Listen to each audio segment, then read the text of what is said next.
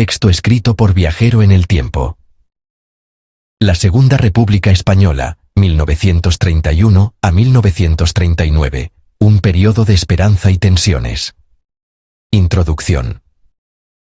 La Segunda República Española fue uno de los periodos más intensos de nuestra historia.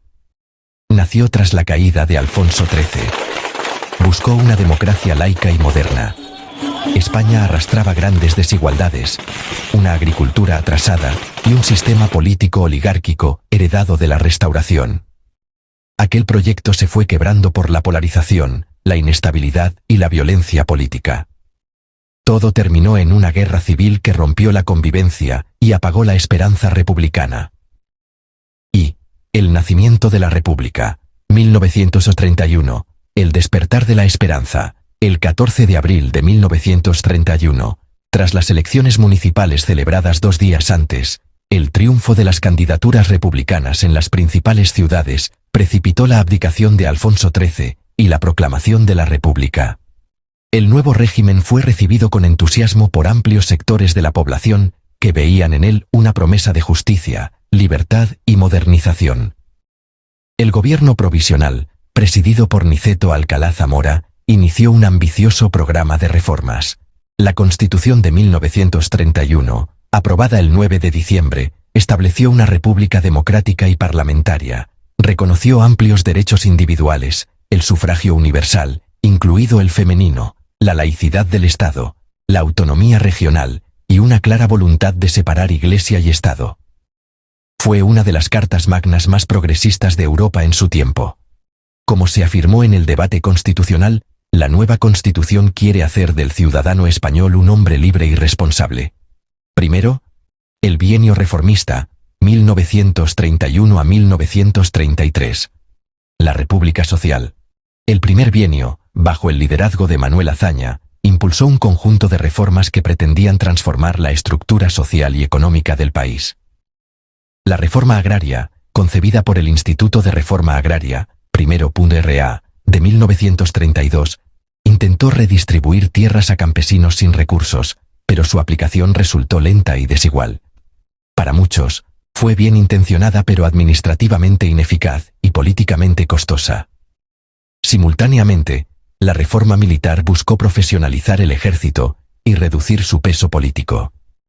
Azaña pretendía, en sus propias palabras, crear una institución obediente y subordinada al poder civil.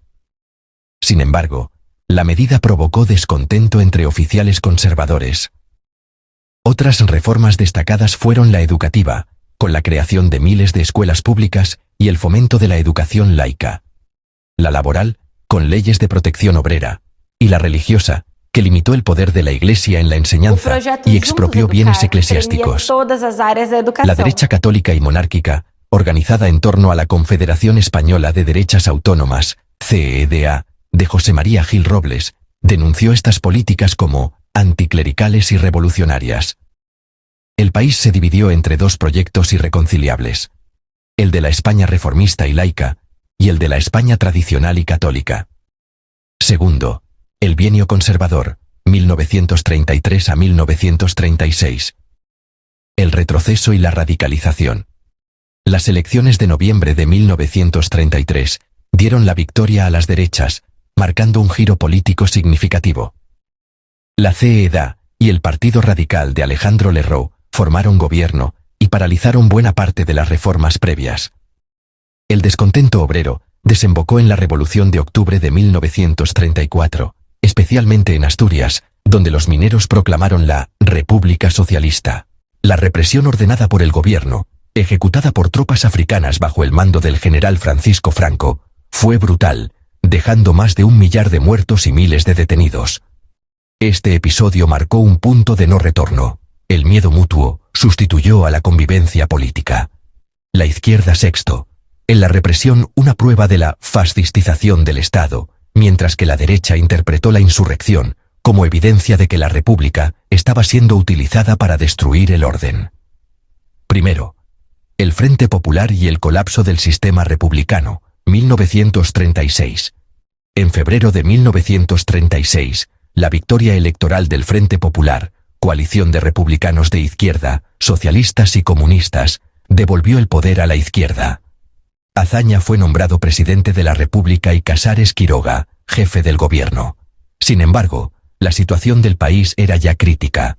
Huelgas, ocupaciones de tierras, asesinatos políticos y tensiones entre milicias paramilitares de ambos extremos ideológicos.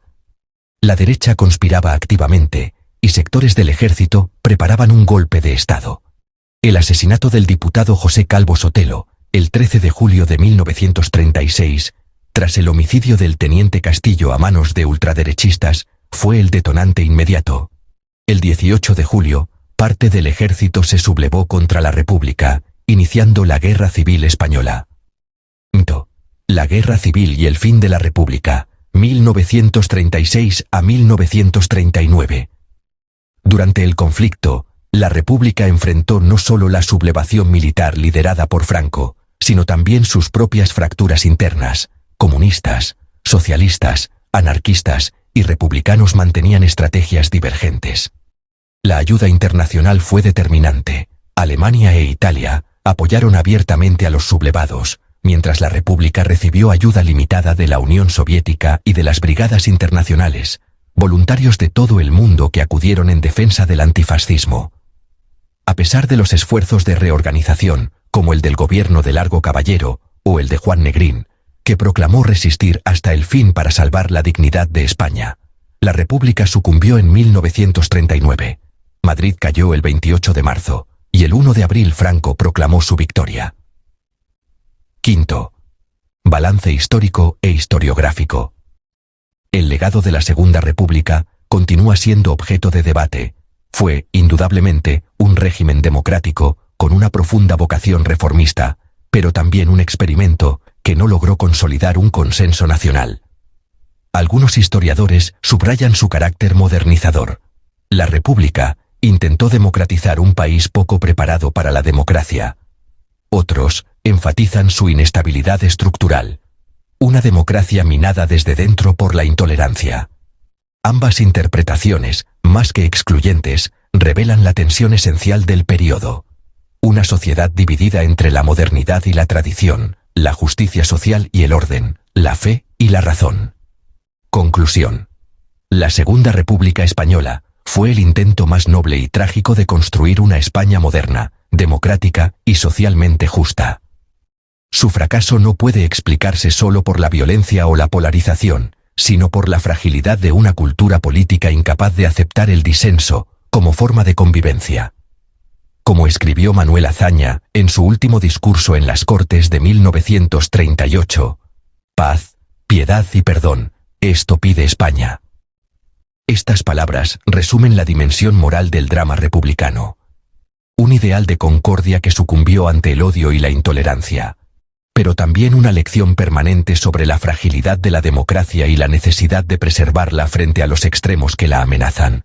De la bibliografía que acabamos de revisar, abrimos ahora un apéndice conciso para conectar la narrativa principal con procesos clave, contexto, reformas, tensiones y resultados. El propósito es ofrecer una escala medida y ejemplos prácticos que clarifiquen cómo se articularon las transformaciones y por qué sus efectos fueron desiguales. Primero, el telón de fondo socioeconómico, en 1930 y 1931. La recesión internacional posterior a 1929 contrajo exportaciones, crédito y empleo. Los talleres urbanos redujeron pedidos, la construcción se frenó, y en el campo, el subempleo estacional se acentuó. La tierra seguía muy desigualmente distribuida entre grandes propiedades, pequeñas parcelas y aparcería, con salarios volátiles y precios de productos básicos que subían de forma irregular. La brecha de alfabetización en zonas rurales limitaba la movilidad social. En ese contexto, los actores sociales se organizaron y multiplicaron. En ciudades, los trabajadores se agruparon en sindicatos con estrategias distintas. En pueblos, ligas campesinas presionaron por tierras y contratos. Profesionales de clase media y estudiantes participaron en asociaciones y prensa. Veteranos y oficiales defendieron intereses corporativos. Pequeños propietarios y comerciantes oscilaron entre la esperanza reformista y el temor a la inestabilidad. Con este mosaico social entró la República. La reforma agraria fijó objetivos claros: redistribuir tierras subutilizadas, modernizar la producción y reducir la pobreza rural crónica. Los instrumentos combinaron expropiación con compensación en supuestos definidos, protección a arrendatarios y asentamientos en propiedades públicas o expropiadas. Juntas especiales valoraron fincas y tramitaron expedientes. Los colonos recibieron parcelas, vivienda y crédito. En la práctica, la capacidad administrativa quedó por detrás de la ambición. Estudios previos, trabajo catastral, litigios y presupuestos redujeron el ritmo. Aún así, decenas de miles de hectáreas entraron en proceso y miles de familias fueron asentadas o quedaron a la espera, con variaciones por provincia. Avanzó más donde había tierra pública disponible, y más lento donde los títulos eran complejos. Las expectativas superaron los resultados. Jornaleros sin tierra vieron frustración creciente y propietarios reaccionaron con resistencia y cabildeo. La reforma militar priorizó el control civil y la racionalización profesional. La jubilación voluntaria con sueldo completo redujo un cuerpo de oficiales sobredimensionado. Miles se acogieron a la medida. Se reorganizaron academias, se estandarizaron formación y doctrina, y se aclaró la cadena de mando limitando pronunciamientos políticos, con supervisión ministerial de ascensos y destinos. El efecto fue mixto: oportunidades para cuadros jóvenes, redes influyentes en retiro, y percepciones de pérdida de estatus que alimentaron la oposición. En educación y secularización, se combinó construcción rápida de escuelas con difusión cultural. Se abrieron miles de aulas en pueblos y aldeas. Se expandió la formación de maestros. Los planes de estudio reforzaron el aprendizaje cívico, la ciencia y las artes. Equipos itinerantes llevaron teatro, bibliotecas y conciertos a zonas remotas, reduciendo aislamiento. Paralelamente, matrimonio civil, divorcio y escuela pública laica reordenaron la vida cotidiana, generando debates sobre escolarización, financiación confesional y respeto a creencias en un marco cívico neutral. En política territorial, la autonomía avanzó mediante estatutos. Cataluña aprobó su marco y creó instituciones con competencias en cultura, educación y administración. El País Vasco progresó con borradores y consultas, logrando aprobación más tarde en condiciones de guerra. Galicia celebró plebiscito, pero la implementación se detuvo tras julio. Las tensiones centro-periferia fueron procesales y simbólicas: competencias legislativas, reparto financiero y arbitraje de conflictos. Hubo coordinación en ciertos servicios y duplicidades en otros, con claro impulso a idiomas e iniciativas culturales. El bienio conservador modificó prioridades, ralentizó, recalibró o revirtió parcialmente reformas. Cambiaron reglas de arbitraje laboral, se endureció el orden público y aumentaron huelgas con despliegues policiales y detenciones. La crisis de octubre de 1934, con la insurrección en Asturias y su dura represión, erosionó la confianza entre clases, regiones e instituciones y elevó la percepción de amenaza recíproca. En 1936, la nueva mayoría del Frente Popular reactivó reformas y amnistías en un ambiente callejero tenso. Se intensificaron ocupaciones de tierras y mítines masivos, junto a ataques y represalias locales. En sectores del cuerpo de oficiales, crecieron contactos conspirativos con apoyo civil. La cadena de causalidad unió expectativas elevadas, lentitud administrativa, medios polarizados, competencia faccional y agravios arrastrados desde 1934. El golpe de julio fracturó el Estado. Donde fracasó, autoridades y milicias resistieron. Donde triunfó, nuevas estructuras sustituyeron a las previas y el conflicto escaló a guerra. Se formaron frentes en torno a Madrid, el norte, el Ebro y el corredor mediterráneo. La guerra combinó posiciones, asedios y bombardeos a ciudades e infraestructura. La economía se adaptó con racionamiento, requisiciones, consejos de fábrica en algunas áreas y centralización en otras, condicionada por cuellos de botella logísticos y escasez de combustible. La dimensión internacional fue decisiva. Un bando recibió ayuda sustancial de dos potencias europeas, con aeronaves, blindados y asesores. El otro obtuvo armas, Asesores y voluntarios de varios países, canalizados por acuerdos estatales y brigadas internacionales, mientras los comités de no intervención actuaron con eficacia desigual. El desequilibrio en recursos, cohesión y apoyos influyó en la duración y el desenlace del conflicto. En balance, el periodo muestra las exigencias de transformar una sociedad bajo tensión económica y fragilidad institucional. Algunas reformas dejaron huellas duraderas, como la expansión de la escolarización, el reconocimiento de la pluralidad territorial y la participación cívica. Otras chocaron con límites de diseño, capacidad escasa y polarización creciente. La lección práctica para cualquier democracia es alinear ambiciones con medios administrativos, construir coaliciones amplias, proteger instituciones imparciales y mantener abiertos canales de negociación incluso en crisis. Con esta mirada, nos reconectamos con la conclusión principal y situamos el legado republicano en trayectorias democráticas más largas. Bibliography consulted for this video. Azaña, Manuel. Memorias políticas y de guerra. Posthumous Edition, 1978. Diario de sesiones de las Cortes Constituyentes. Spain, 1931. Casanova, Julián. La República y la Guerra Civil. Crítica, 2007. Jackson, Gabriel. La República Española y la Guerra Civil. RBA. Original, 1965. Julia, Santos. Historias de las dos Españas. Taurus, 2004. Payne, Stanley G. El colapso de la República. Temas de hoy, 2005.